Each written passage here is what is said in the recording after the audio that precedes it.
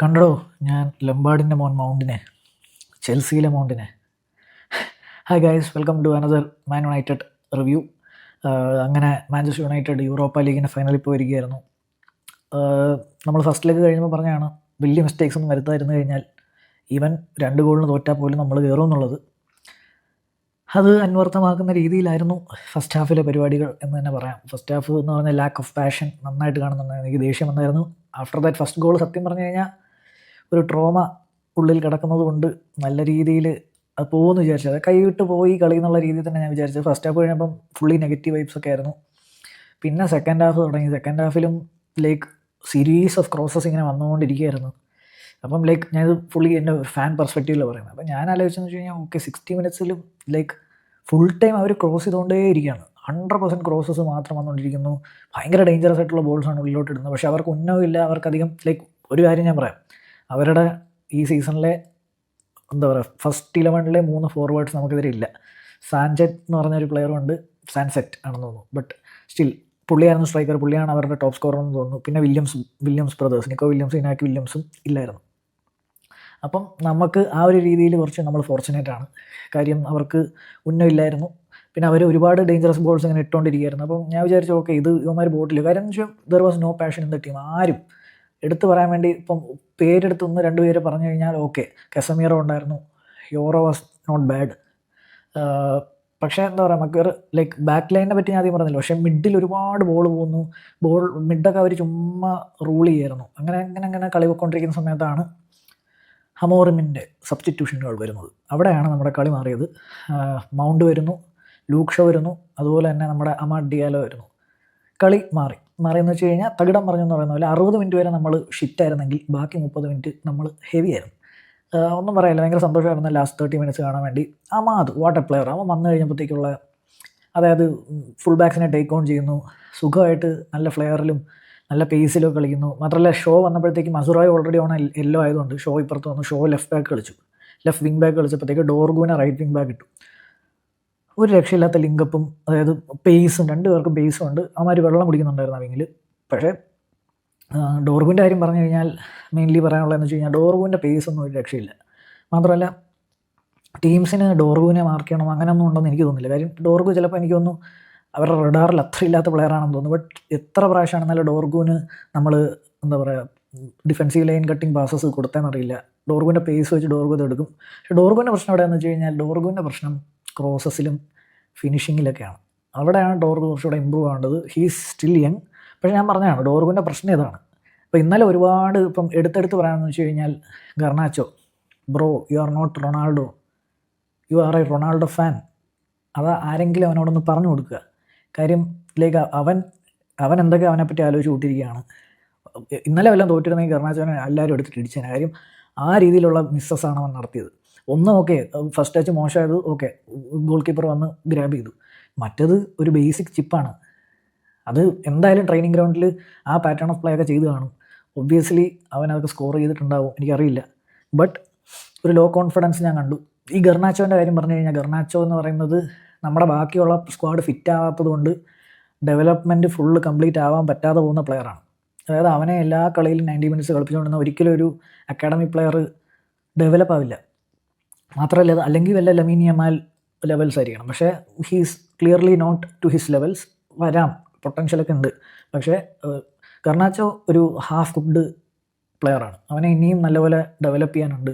അതിന് അവനും കൂടെ ഇത് ചെയ്യണം. അതുകൊണ്ട് ആ മെൻറ്റാലിറ്റി മാറ്റുക. ഞാൻ റൊണാൾഡോ ആണെന്നുള്ള മെൻറ്റാലിറ്റി അവൻ്റെ അടുത്ത് പോയി ആര് പറഞ്ഞാലും, ഫാൻസ് ആയാലും ആരായിക്കോട്ടെ, അവൻ്റെ അടുത്ത് പറയുന്നത് നിർത്തുക. അത്ര എനിക്ക് പറയുള്ളൂ. അവിടെയാണ് ഗർണാച്ചോൻ്റെ ഇത് പ്രശ്നം വരുന്നത്. ഗർണാച്ചോനെ വലിച്ചിട്ടാണ് മൗണ്ടും അമാദൊക്കെ വരുന്നത്. അപ്പോൾ അവിടെ തന്നെ നമുക്ക് കണ്ടു കഴിഞ്ഞാൽ, നിങ്ങൾ കളി ഫുള്ള് കണ്ടതാണെങ്കിൽ ഫസ്റ്റ് ഗോൾ പൊന്നാനെ എനിക്കൊന്നും പറയാനില്ല. പറയാം വേണമെങ്കിൽ സിംഗിൾ ഹാൻഡഡ് ആയിട്ട് അത് ഡൈവ് ചെയ്യായിരുന്നു. 2 കൈയും വെച്ച് അതിനെ ഡൈവ് ചെയ്ത് okay fine. But at the end of the day അതൊരു നല്ല ഷോട്ടായിരുന്നു. അത് ഓക്കെ, ഒരു ഗോൾ കയറി. പ്രശ്നം എന്ന് വെച്ച് കഴിഞ്ഞാൽ അമോറ എപ്പോഴും പറയുന്ന പോലെ it's not the result, it's how we play എന്നും കൂടെ പറയില്ലേ. ഫസ്റ്റ് ഹാഫ് ഞാൻ പറഞ്ഞ പോലെ ഷിറ്റ്. സെക്കൻഡ് ഹാഫിൽ മൗണ്ട് വന്നു. മൗണ്ട് ഈ അമാദിനെ പോലെ തന്നെ നല്ല രീതിയിൽ ഇമ്പാക്റ്റ് ഉണ്ടാക്കിയതായിരുന്നു മൗണ്ടിൻ്റെ സബ്സ്റ്റിറ്റ്യൂഷൻ. ഞാൻ ആദ്യം ഇൻട്രൊഡക്ഷനിൽ പറഞ്ഞ പോലെ നമ്മൾ ആരെയാണോ സൈൻ ചെയ്തത്, എന്ത് ടൈപ്പ് പ്ലെയർ ആണോ മൗണ്ട്, ആ മൗണ്ടിനെ നമുക്ക് കാണാൻ പറ്റി. 2 കളിയും കൂടെ മൗണ്ട് ഇപ്പോൾ 3 ഗോളായി. ഫസ്റ്റ് ഗോളിനെ പറ്റി പറഞ്ഞു കഴിഞ്ഞാൽ ലെനിയോറോനെ, അതായത് ഇത് പ്രോപ്പർ ടാക്ടിക്സ് ഫ്രം എന്താ പറയുക റൂബൻ അമോറിമാണ് സത്യം പറഞ്ഞാൽ. അല്ലാതെ ഒരിക്കലും ആദ്യം യൂറോ ഫസ്റ്റ് ഹാഫിൽ ചുമ്മാ നടന്നിട്ട് അവിടെ നിൽക്കുന്നു, ഞാൻ മുമ്പോട്ട് പോകുന്നില്ല എന്നുള്ള രീതിയിൽ. പിന്നെ സെക്കൻഡ് ഹാഫ് ആയപ്പോഴത്തേക്കും യൂറോ അഡ്വാൻസ് ചെയ്യാൻ വേണ്ടി സ്വന്തമായിട്ട് തീരുമാനം എടുത്ത് പോയതാണെന്ന് നിങ്ങൾക്ക് തോന്നുന്നുണ്ടെങ്കിൽ അത് തെറ്റാണ്. അമോറിം പറഞ്ഞിട്ടുണ്ടാവും യൂറോ എടുത്ത് ബോൾ വെച്ച് പ്രോഗ്രസ് ചെയ്തോളാൻ. 100% അതൊരു ടാക്ടിക്കൽ ചേഞ്ച് തന്നെയാണ് സെക്കൻഡ് ഹാഫിൽ. അപ്പം യൂറോ നല്ലപോലെ ബോൾ ക്യാരി ചെയ്യുന്നു, നല്ല രീതിയിൽ ബോൾ ക്യാരി ചെയ്യുന്നുണ്ട്. He will be A good player, he will be A top professional player, ഒരു ഡൗട്ടും ഇല്ല. അൺലെസ് ഇഞ്ചുറീസ് ഒന്നും പറ്റിയിട്ടില്ലെങ്കിൽ ഒരു വേൾഡ് ക്ലാസ് CBI മാറാനുള്ള എല്ലാ ക്വാളിറ്റിയും ഉണ്ട്. ബോൾ ക്യാരിങ് ആയാലും ബോൾ പ്ലേയിങ് ആയാലും കുറച്ചുകൂടെ മിസ്റ്റേക്സ് ഒക്കെ വരുന്ന പ്ലെയറാണ്. ബട്ട് സ്റ്റിൽ ഞാൻ പറയുന്നതെന്ന് വെച്ച് കഴിഞ്ഞാൽ അവൻ്റെ പ്രായത്തിനേക്കാളും പക്വത അവൻ കാണിക്കുന്നുണ്ട്. അവൻ ബോൾ ക്യാരി ചെയ്ത് പോകുന്നു, മൗണ്ടിന് കൊടുക്കുന്നു. മൗണ്ട് ഒരു നല്ലൊരു ബിറ്റ് ഓഫ് സ്കില്ലും എല്ലാം വെച്ചിട്ട് അത് എന്നിട്ട് കേൾ ചെയ്ത് ഉള്ളിൽ കയറ്റുന്നു. അവിടെ ആക്ച്വലി ഗെയിം ഓവറാണ്. കാര്യം വീണ്ടും ഒരു 60-70 അടുത്തുള്ള 60 to 70 റേഞ്ചിൽ ഒരു ഗോൾ അടിച്ച് കഴിഞ്ഞപ്പോഴത്തേക്ക് നമുക്ക് വീണ്ടും 3 ഗോൾ കുഷൻ കിട്ടി. അത് കഴിഞ്ഞപ്പോഴത്തേക്കും the team was so confident. എന്താണെന്ന് എനിക്കറിയില്ല, ഭയങ്കര കോൺഫിഡൻ്റ് ആയിട്ട്. പിന്നെ Devar playing for the fans, Devar എന്താ പറയുക നല്ല ഫ്ലെയറൊക്കെ കളിയിൽ കൊണ്ടുവരാൻ തുടങ്ങി. അമാദായിക്കോട്ടെ, അമാദൊക്കെ തളികയിൽ ഹോയിലിനൊരു ഗോൾ വെച്ച് കൊടുത്തിട്ടുണ്ട്. അത് കഴിഞ്ഞിട്ട് എന്താ കസമീറോ ഒന്നും പറയാനില്ല, കസമീറോ വീണ്ടും ഗോൾ അടിച്ചിരിക്കുകയാണ്. ഞാൻ കഴിഞ്ഞ വീഡിയോ പറഞ്ഞ പോലെ കസമീറോ എന്താണ് ആ ടീമിൽ കൊണ്ടുവരുന്നതെന്നുള്ളത് അത് വേറെ ആർക്കും അവിടെ കൊണ്ടുവരാൻ പറ്റില്ല. കാര്യം കസമീറോ ഒരു ചാമ്പ്യനാണ്, ഒരു പ്രൂവൺ വിന്നറാണ്. അപ്പോൾ ബിഗ് ഗെയിംസിൽ കസമീറോയുടെ ഇൻഫ്ലുവൻസ് എന്ന് പറഞ്ഞാൽ വലുതാണ്. കസമീറോയ്ക്ക് മാത്രമല്ല, കസമീറോയുടെ ചുറ്റും നിൽക്കുന്ന കളിക്കുന്ന പ്ലെയേഴ്സിന് വലിയ ഇമ്പോർട്ടൻ്റ് ആണ്. ബാക്കി പ്ലെയേഴ്സിന് ഇപ്പോൾ ഹോയിലൻ എന്ന് പറയുന്ന പ്ലെയർ ഞാൻ കഴിഞ്ഞ വീഡിയോയിൽ നന്നായിട്ട് കളിച്ചു എന്ന് പറഞ്ഞെങ്കിൽ ഈ കളിയിൽ ആക്ച്വലി വലിയ ഗുണമൊന്നും ഇല്ലായിരുന്നു. ആ ഗോൾ അടിച്ച് ഒഴിച്ച് നിർത്തി കഴിഞ്ഞാൽ he was A waste of space എന്ന് പറയാം. അത്ര വലിയ ഇതൊന്നും ഹോയിലിൻ്റെ ഭാഗത്തുനിന്ന് എനിക്ക് തോന്നിയിട്ടില്ല. പിന്നെ ഗർണാച്ചോടെ പറഞ്ഞു കഴിഞ്ഞു. ബ്രൂണോ കുറച്ചുകൂടി ഡീപ്പായിട്ട് കളിച്ചപ്പോഴാണ് എനിക്കൊന്ന് കുറച്ചുകൂടി ഇൻവോൾവ് ആയത്. ഉഗാർത്തേനെ വലിച്ചിട്ട്, ഉഗാർത്തയുടെ കാര്യം പറയുകയാണെങ്കിൽ ഉഗാർത്തെ വാസ് ഓൾസോ എന്താ പറയുക ഡിഫെൻസീവ്ലി നല്ല ഫിസിക്കൽ ബാറ്റിൽസൊക്കെ കൊടുക്കുന്നുണ്ടെങ്കിലും വിത്ത് ദ ബോൾ കുറച്ച് കോൺഫിഡൻസ് കുറവുണ്ടായിരുന്നു. അതേസമയം ബ്രൂണോയുടെ കാര്യം പറഞ്ഞു കഴിഞ്ഞാൽ ബ്രൂണോ എന്താ പറയുക ആ കളിയിൽ ടോപ്പ് 5 പ്ലെയേഴ്സ് ഓഫ് യുണൈറ്റഡിൽ ബ്രൂണോ ഉണ്ടെന്ന് വെച്ച് കഴിഞ്ഞാൽ ഇല്ല, വിച്ച് ഈസ് റെയർ. കാര്യം എൻ്റെ ഒരു അഭിപ്രായത്തിൽ മൗണ്ട്, അമാദ്, ലെനിയോറോ, കസമീറോ ഒക്കെ കഴിഞ്ഞിട്ട് പുള്ളി വരത്തുള്ളൂ. മേ ബി എനിക്കറിയില്ല സൗദി ടോക്സൊക്കെ പുള്ളിയുടെ തലയിൽ കയറിയിരിക്കുന്നുണ്ടോയെന്ന്. I don't know. I also don't want him to go no matter what is the price. അതിനെപ്പറ്റി ഞാനൊരു വീഡിയോ ചെയ്യാൻ പറ്റുകയും ചെയ്യും. ബിക്കോസ് ബ്രൂണോയ്ക്ക് ഇവിടെ കൊണ്ടുവരാൻ പറ്റുന്നതൊന്നും, നിങ്ങൾ ബ്രൂണോന് 200 മില്യൺ വിറ്റോ, 200 മില്യൺ വിറ്റിട്ട് ചിലർ പറയും 200 മില്യനൊക്കെ വിറ്റിട്ട് 3 പ്ലെയറിനെ വാങ്ങാനുള്ള കാശുണ്ടെന്ന്. ഓക്കെ, വാങ്ങിച്ചോ. പക്ഷേ നിങ്ങൾക്ക് നിങ്ങളുടെ ക്ലബിനെ ഇതുവരെ മനസ്സിലായിട്ടില്ലേ? ആരെയൊക്കെ കൊണ്ടുവന്നാലും ഈ ക്ലബ്ബിൽ ഫെയിൽ ആവുന്നുണ്ട്. ആൻ്റണി കളിക്കുന്ന കാണുന്നില്ലേ? അതായത് ഈ ക്ലബ്ബിൽ ക്ലിക്കാവുക അറ്റ് ദിസ് പ്രസൻറ്റ് ഒരു ടോക്സിസിറ്റിയൊക്കെ ഉള്ള ടൈമിൽ ക്ലിക്കാവുക എന്ന് പറഞ്ഞത് പാടാണ്. ആൻഡ് ബ്രൂണോയുടെ സ്റ്റാറ്റ് എടുത്ത് പറഞ്ഞു കഴിഞ്ഞാൽ ഓൾഡ് ട്രാഫോർഡിൽ 10 ഗോളും 10 അസിസ്റ്റും ഒരു സീസണിൽ 10 ഗോളും 10 അസിസ്റ്റിനും മേലെ എടുക്കുന്നത് ബ്രൂണോ അതായത് 5ാമത്തെ പ്ലെയറാണ്. ഐ മീൻ 5ാമത്തെ തവണയാണ് ഒരു പ്ലെയർ 10 ഗോൾസും 10 അസിസ്റ്റിനും മേലെ ഓൾഡ് ട്രാഫോർഡിൽ ഒരു സീസണിൽ നേടുന്നത്. അതിൽ ആദ്യത്തെ പ്ലെയർ എനിക്ക് തോന്നുന്നു യോർക്കോ കോളോ ആണ്, ഐ ഡോണ്ട് റിമെമ്പർ. രണ്ടാമത്തത് ഒബ്വിയസ്ലി ക്രിസ്ത്യാനോ റൊണാൾഡോ 2006-07 സീസണാണെന്ന് തോന്നുന്നു. 3, 4, 5 ആരാന്ന് വെച്ച് കഴിഞ്ഞാൽ ബ്രൂണോ ഫെർണാൻഡസ്. അതാണ് സംഭവം. അപ്പം ഐ വോണ്ട് സെൽ ഹിം. അത് കാരണം ബ്രൂണോ അതിൻ്റെ പുറകെ ആണെന്നല്ല ഞാൻ പറയുന്നത്. മേ ബി കുറേ ന്യൂസ് അയാളുടെ ചുറ്റും നിൽക്കുന്നതുകൊണ്ട് മേ ബി അയാൾക്ക് പറ്റും, maybe something might have happen. പക്ഷേ ബ്രൂണോ ഷിറ്റായിട്ടൊന്നും കളിച്ചെന്നല്ല ഞാൻ പറയുന്നത്. But Bruno was not at his best. നമുക്ക് ബ്രൂണോയുടെ ലെവൽ എന്ന് പറഞ്ഞാൽ ഞാൻ കാണുന്നത് വേൾഡ് ക്ലാസ് ലെവലാണ്. പക്ഷേ ആ ഒരു ബ്രൂണോനെ ഇന്നലെ എനിക്ക് കാണാൻ പറ്റിയില്ല. പിന്നെ ബാക്ക് ലൈൻ പറഞ്ഞു കഴിഞ്ഞാൽ വിക്ടർ ലിൻഡലോഫ്, മഗ്വയറും വലിയ മിസ്റ്റേക്സ് ഒന്നും വരുത്തിയിട്ടൊന്നുമില്ല. പിന്നെ മസുറായുടെ കാര്യം പറഞ്ഞാൽ Mazraoui was bit shaky, but yellow ഒക്കെ മേടിച്ചെങ്കിലും ഓക്കെയാണ്. അതാ പറഞ്ഞത്, ഒരു 60 മിനിറ്റ് വരെ ഒരു വികാരമില്ലാത്ത കളിയായിരുന്നു യുണൈറ്റഡിൻ്റെ. എനിക്ക് ദേഷ്യം വന്ന്, ആസ് എ ഫാൻ എനിക്ക് ഭയങ്കര ദേഷ്യം വന്നു. അതായത് അവന്മാർക്ക് ആകെ കളിക്കാനുള്ളത് ഈ 2 കളികളാണ്, ഇതും ഫൈനലും. അതായത് പാഷനേറ്റ്ലി ആ പാഷൻ കാണാതെ അപ്പോൾ എനിക്ക് ദേഷ്യം വന്നു, ഞാൻ പേടിച്ചു. ബട്ട് ഒന്നും സംഭവിച്ചില്ല, നമ്മൾ ഫൈനലിൽ എത്തിയിരിക്കുകയാണ്. അപ്പോൾ അവിടുന്ന് നമ്മൾ പറയുകയാണെങ്കിൽ നമ്മുടെ ഫൈനൽ ഒപ്പോണൻസ് അധികം സർപ്രൈസ് ഒന്നുമില്ലാതെ സ്പർസ് തന്നെയാണ്. അപ്പം പ്രീമിയർ ലീഗിൽ 15th 16th കിടക്കുന്ന 2 ടീമുകൾ യൂറോപ്പ ലീഗിൽ പോരാടും.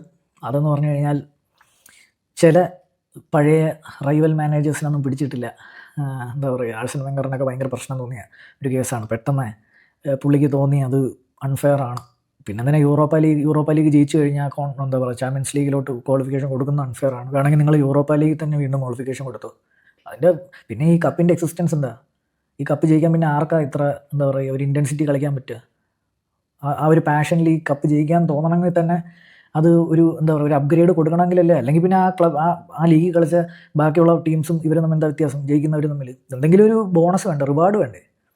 പെട്ടെന്ന് ഇവർക്കൊക്കെ ഭയങ്കര യുണൈറ്റഡിന് ഇത് ചെയ്യുന്നു. അത് മാത്രമല്ല സ്പർസിന് കിട്ടിയിരിക്കുന്ന സൈഡ് എന്ന് പറഞ്ഞു കഴിഞ്ഞാൽ, സൈഡ് ഓഫ് ദ ബ്രാക്കറ്റ് എന്ന് പറഞ്ഞു കഴിഞ്ഞാൽ മർമൂഷ് പോയ ഫ്രാങ്ക്ഫർട്ട്, അതുപോലെ തന്നെ ബോഡോ ഗ്ലിംറ്റിനെ കൃത്യമായിട്ട് കിട്ടുന്നു. അതും ബോഡോ ഗ്ലിംറ്റ് കൃത്യം ലാറ്റ്സിയോനെ പോയി തോപ്പിക്കുന്നു.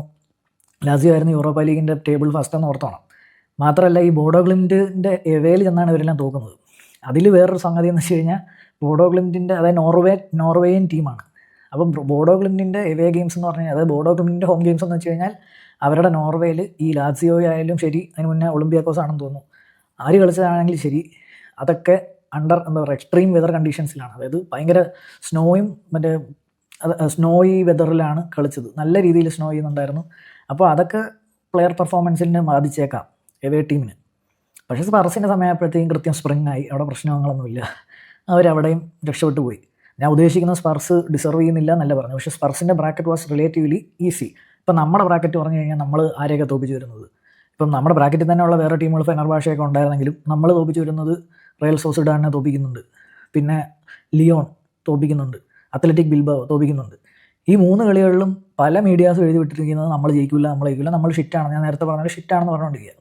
പെട്ടെന്ന് ഇപ്പോൾ വന്നപ്പോഴത്തേക്ക് എല്ലാവർക്കും യുണൈറ്റഡ് ആണ് ഫേവറേറ്റ്സ് കപ്പടിക്കാൻ.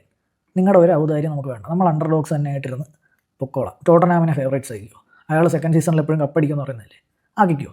അല്ലാതെ ഇപ്പം പെട്ടെന്ന് യുണൈറ്റഡിന് ചാൻസ് എവിടെ നിന്ന് വന്നെന്ന് എനിക്ക് മനസ്സിലാകുന്നില്ല. എന്തായാലും നമ്മൾ ഫൈനലിൽ എത്തിയിട്ടുണ്ട്.